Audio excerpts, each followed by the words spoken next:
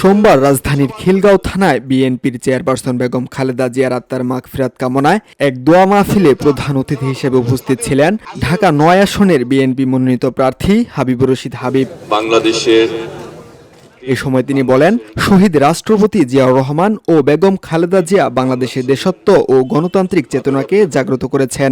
স্বৈরাচারের বিরুদ্ধে আন্দোলন সংগ্রামের মাধ্যমে বেগম খালেদা জিয়া বারবার গণতন্ত্র পুনরুদ্ধার করেছেন।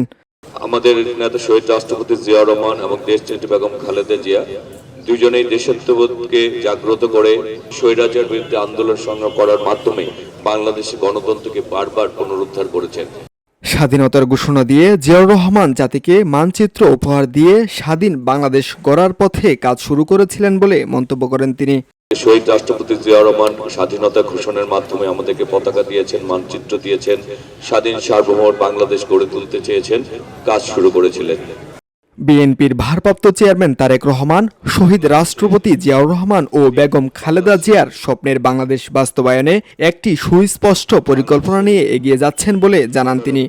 আমাদের নেতা বিএনপি ভারপ্রাপ্ত চেয়ারম্যান জনাব তারেক রহমান বলেছেন যে স্বপ্নের বাংলাদেশ, এই দেশের মানুষ যে আগামীর বাংলাদেশকে দেখতে চান, সেটি বাস্তবায়ন করার জন্য তিনি পরিকল্পনা নিয়ে এসেছেন।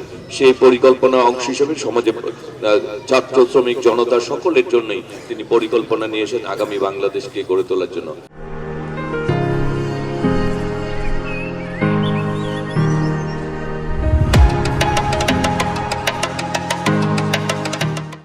ঢাকা ৯ আসনের প্রার্থী হাবিবুর রশিদ হাবিব আরও জানান, নির্বাচিত হলে এলাকার উন্নয়ন, নিরাপত্তা, মাদকমুক্ত সমাজ ও মানুষের ভোটাধিকার ফিরিয়ে দিতে কাজ করবেন।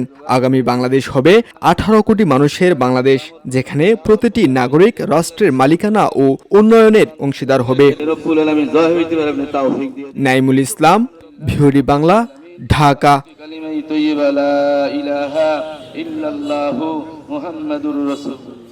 সাল্লাল্লাহু আলাইহি